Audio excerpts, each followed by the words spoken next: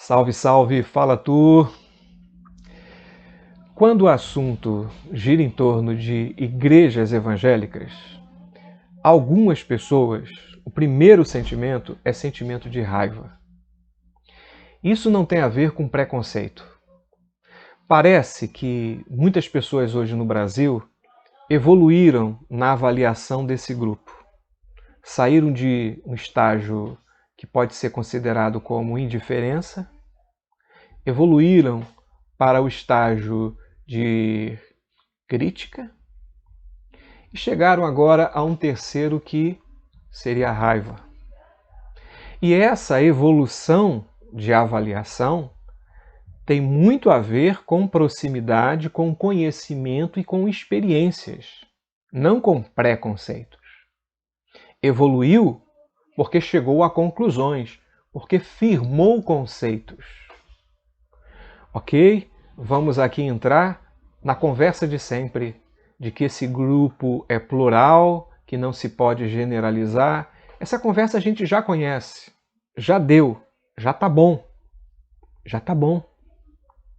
O fato é que a visibilidade da igreja evangélica no país gera, numa boa parte da sociedade brasileira, não mais a indiferença e não mais crítica por isto ou por aquilo, mas gera raiva. Fato. Ao meu ver, fato. Vamos então pensar o seguinte, em um outro grupo. Um grupo que praticamente nasceu na igreja, cresceu na igreja, se desenvolveu, se socializou, namorou, casou, teve filhos e refez todo o ciclo com os seus filhos. O que os pais fizeram com eles, eles também fizeram com os filhos. Para muitos desses evangélicos, hoje, quando o tema, quando o assunto, quando o debate gira em torno de igrejas evangélicas, o sentimento é sentimento de raiva. De raiva. Mudaram um pouco a avaliação, saíram do estágio de uma paixão muito grande, de um envolvimento comunitário enorme, a ponto de doarem tempo, talento, esperanças e recursos, chegaram ao terceiro estágio, que é o estágio da raiva, decepção, alguns até perplexidade. E olha, os 2 últimos anos, para muitos, os 2 últimos anos mais terríveis das nossas vidas. Estamos lidando ainda com a pandemia. Aprendemos, inclusive, os nossos filhos, crianças, aprenderam a contar os mortos e a entenderem gráficos de estatística. Enquanto contava-se os mortos, muitas dessas igrejas estavam dando uma demonstração pública não de fé, mas de banalização da vida como banalização da morte. Num premeditado processo que reclamantes vão ao Supremo Tribunal Federal dizendo que não era possível fechar os templos, era necessário mantê-los como serviço essencial. O templo não pode fechar, como o hospital não se fecha. E aí ouvimos a pérola desses grandes representantes desses segmentos e dessa cara nova da igreja evangélica no país, que teve coragem de dizer que muitos evangélicos, quem era evangélico estava disposto a morrer, mas não suportaria ficar um fim de semana sem ir ao templo.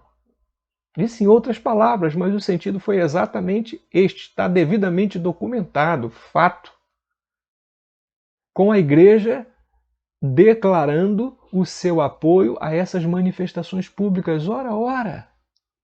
Tanto para os que estão fora desse sistema, tanto para os que estão fora do grupo considerado como evangélicos, como esses que estão dentro, vendo, observando, vivenciando, a perplexidade gera também uma raiva crescente, porque ninguém podia imaginar que seriam capazes, teriam coragem de falar o que falaram, de omitir o que omitiram, de fazer o que fizeram. Em nome de Deus, com Bíblia debaixo do braço, do púlpito, nas redes sociais, nos grupos de pastores de WhatsApp. Ninguém podia imaginar que eles seriam capazes de chegar tão longe. E essa conversa de a verdade vos libertará, dita por Cristo, para esses, parece que não se aplica a este grupo, porque eles não estão libertos. Eles não libertam. Eles não representam libertação, eles representam opressão, banalidade do mal. Eles estão associados a sistemas totalitários e querem divinizar como se o Messias fosse um tirano. Ora, o meu profeta preferido chama-se João Batista, aquele que se nega ou se recusa a usar o fardão religioso ou a estola sacerdotal do pai. Aquele que se negou a herdar posição de poder e de prestígio no templo e foi para a periferia.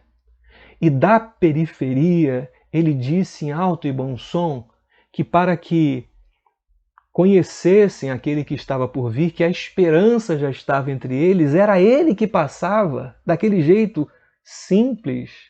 E esse que prepara o caminho de Cristo é também aquele que tira os entulhos dos sistemas religiosos.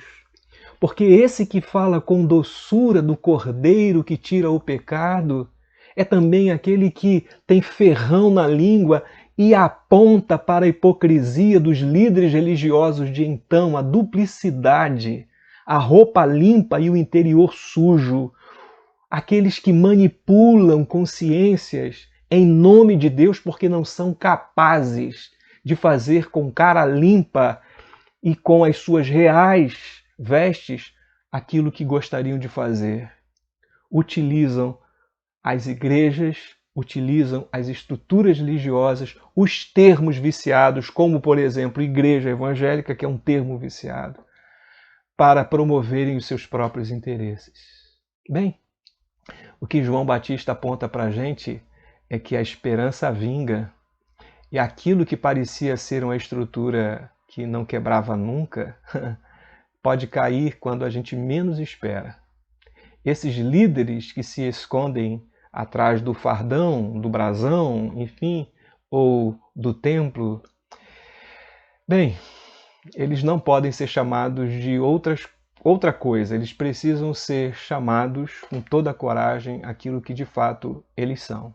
Embusteiros, ladrões, hipócritas, fascistas, e portanto não depender deles é um dever moral, e ter coragem de chamá-los pelo nome é uma autoridade espiritual que hoje nesse país está bem esvaziado. A gente quer conciliar com o que não dá para conciliar. A gente quer acomodar porque nos tornamos funcionários da empreitada religiosa. E aí calados parece que somos ponderados. E os loucos que gritam no deserto parece que são meros esquerdopatas, ou pessoas que, enfim, gente sem qualificação, ou perdeu a fé, ou coisa que o valha. Bem, no espírito de João Batista, na profecia, na coragem, na ternura, no mel, na doçura, olhando sempre para Jesus, prossigo. Forte abraço e a gente volta a conversar por aqui. Até!